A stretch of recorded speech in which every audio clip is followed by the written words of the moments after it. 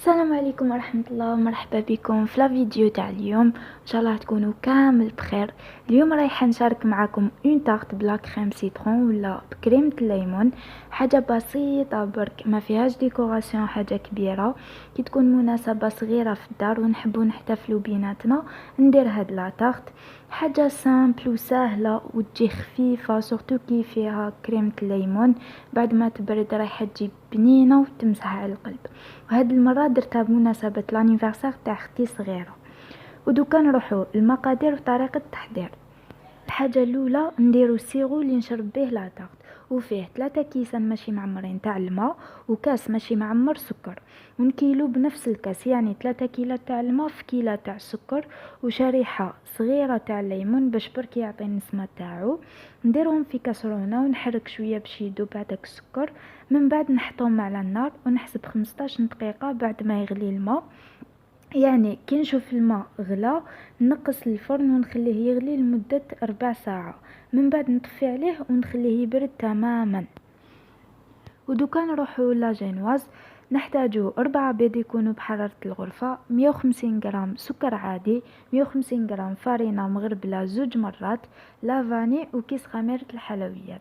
هاد لاجينواز تجي كيما لاباط تاع البسكوي غولي، نفس الكو نفس الخفة، هادي برك تجي طالعة. ودوكا نبدا نطلع في البيض مع السكر. انا استعملت البيترون اللي عندها الباتور تخدم بها عادي. نبدا نطلع البيض بالسرعه الاولى، كي نشوف بدات الرغوه تطلع نزيد لا فيتاس لاقصى درجه، وهنا باش نزيد السكر، ما نديروش السكر في الاول باش يطلع لكم البيض مليح. وكي نشوف الخليط تبدل لونه يولي ابيض والقوام تاعو كيما الرغوه وحجمه يتضاعف، تما نحبس الخفق.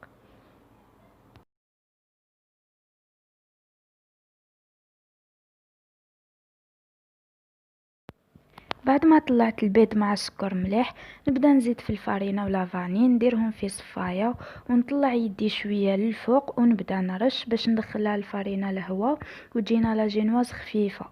من بعد نبدا نخلط من تحت لفوق من تحت لفوق بهذه الطريقه باش ندخل الفارينه مليح مع الخليط. وخلطوا غير بالعقل، سعفوها برك في هذه المرحله باش ما تخرجوا لهاش الهواء تاع البيض اللي طلعناه.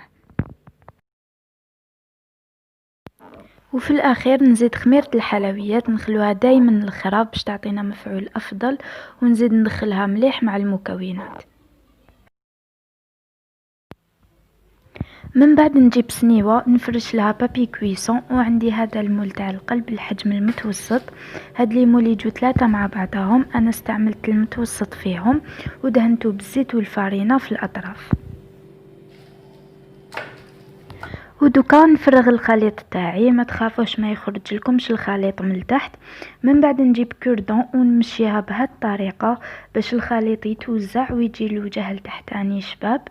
من بعد ندخلها الفرن على درجة حرارة متوسطة ونشعلها غير من تحت. كي نشوفها حمارت شوية من الفوق ندخلها كوردون، اذا خرجت ناشفة معناتها راهي طايبة، ولا خرجت شمخة معناتها مازالها مخصوصة شوية.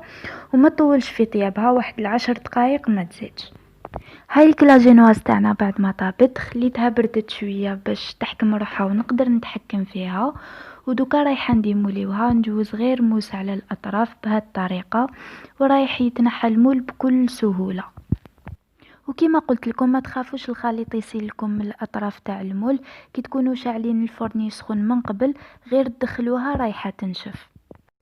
وشوفوا القوام تاعها كيفاش يجي، تجي بزاف خفيفه هاد لاجينواز، وحتى البابي كويسون يتنحى منها بكل سهوله. ودوكا انا رايحه نطيب جينواز واحده اخرى نفس الطريقه نفس الخطوات باش يجوني 2 طبقات، ومانيش رايحه نقسمهم على 2 باش نديرو حاجه سامبل برك، مانيش حبتهم يجوني 4 طبقات. بعد ما كملت طيبت 2 طبقات تاع لاجينواز وخليتهم يبردوا، نحضروا كريمه الليمون. الحاجه الاولى كي نعصروا القارص، هذوك البقايا اللي يبقاو لنا من الفوق في العصاره ما ترميهمش، رايحين نحتاجوهم في الكريمه. وبالنسبه للمكونات نحتاجو 3 حبات بيض بحراره الغرفه، كاس الا ربع عصير القارص، كاس الا ربع سكر عادي. في كريمه الليمون قد ما نديرو القارص قد ما نديرو السكر، مبشور الليمون وبقايا الليمون. نجوزو لطريقة التحضير. نجيب كسرونة نحط فيها البيض ونزيد عليه عصير الليمون، السكر، بقايا الليمون ومبشور الليمون، ونخلط المكونات مليح مع بعض. من بعد نحطهم على نار قليلة ونخلط حتى تختر الكريمة. هاي الكريمه بعد ما خطرت، شوفوا القوام تاعها كيفاش يجي. ما تخلوهاش تغلي، غير تختر طفوا عليها. من بعد نروحوا مباشره نصفوها بهذه الطريقه. وبعد ما نصفوها وهي سخونه نزيد عليها 2 مغارف كبار تاع مارغرين طريه ومغرف صغيره تاع لافاني، ونخلط حتى تذوب المارغرين بالحراره تاع الكريمه. من بعد نغطيها بابي فيلم يكون يقيس سطح الكريمه ونخليها تبرد تماما باش نخدمو بها. دوكا نروح نطلع 200 غرام تاع لا كريم شونتي، ما يعادل 2 كيسان تاع 140 مليلتر. ب2 كيسان تاع الحليب يكونوا باردين، ضروري الحليب يكون بارد. ونبدا نخلطهم بالسرعه الاولى. كي يدخلوا مليح في بعضهم نزيد لاقصى سرعه حتى يتضاعف الحجم وتولي لي بهذا القوام.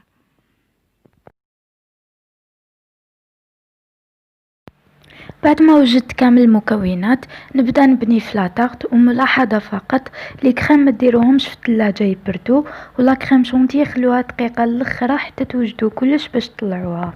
باسكو كون نديرو لي كريم يبردوا هذوك الخطوط تاع شوكولا اللي نديكوريو بهم من الفوق ما يخرجوا لناش، غير نديرو شوكولا تجمد فوق لا كريم.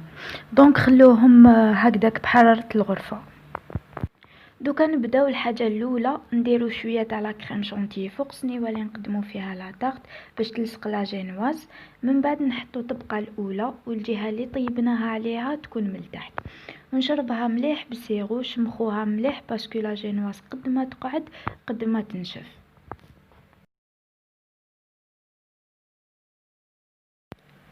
من بعد ندير طبقه مليحه تاع لا كريم شونتي اللي كنت درتها في بوش باش تسهل عليا الخدمه، ونسي نرجع السطح تاعها مستوي.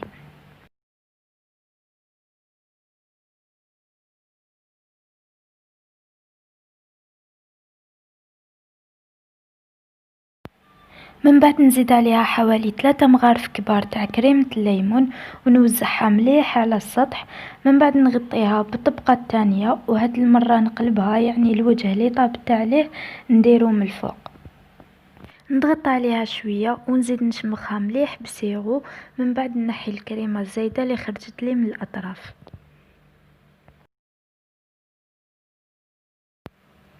نزيد ندير طبقه تاع لا كريم شونتي ونغلف بها كامل لا طارت. وما يهمش اذا بقات تبان شويه لا جينواز باسكو رايحه تغطى كامل من بعدها.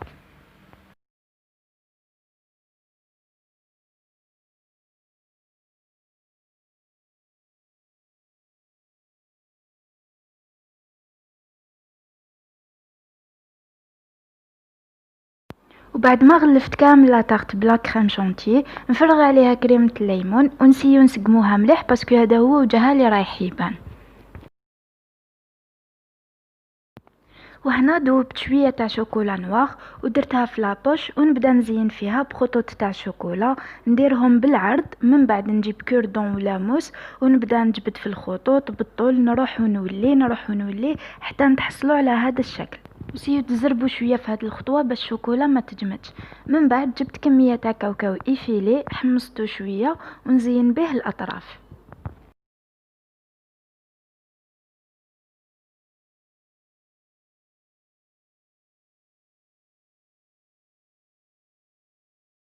وفي الاخير خليت شويه تاع لا كريم شونتي باش نزين بها الاطراف، وهذا الشكل درتو بهذه لادوي. كملت زينت لا طارت بهذه الدائره تاع القارص، ودوكا ندخلها للثلاجه تريح على الاقل 4 ساعات باش تبرد وتحكم روحها مليح. وبعد ما خليتها تبرد جبت هاد لا ديكوراسيون وشموع راهم متوفرين تلقاوهم بارتو، ونروح نكمل نركبهم ونشوفوا الشكل النهائي تاع لا طارت. وهذا هو الشكل النهائي. لا ديكوراسيون ماشي حاجه كومبليكي، اي وحده مبتدئه تقدر ديرها، ونتمنى تجربوها باسكو تجي بزاف بنينه. ودوكا نروحو نقسموها نشوفوها كيفاش تجي من الداخل. هنا كي تجو تقسموها باش ما يتخسر لكم الشكل تاع الشوكولا اللي من الفوق باسكو تكون جامده، سخنوا شويه الموس وقسموها راح يبقى الشكل هو. وشوفوها شحال جات طريه، ومام في الحلاوه تجي معتدله، ما تجيش حلوه بزاف. ولا عجبتكم هذه الوصفه ما عليكم غير ديروا جيم لا فيديو، اشتراك في القناه باش تدعموني نقدم الافضل. وبقاو على خير، ونتلاقاو في فيديو جديد ان شاء الله. If you like this video, smash up the thumbs up button and subscribe to my channel for more videos.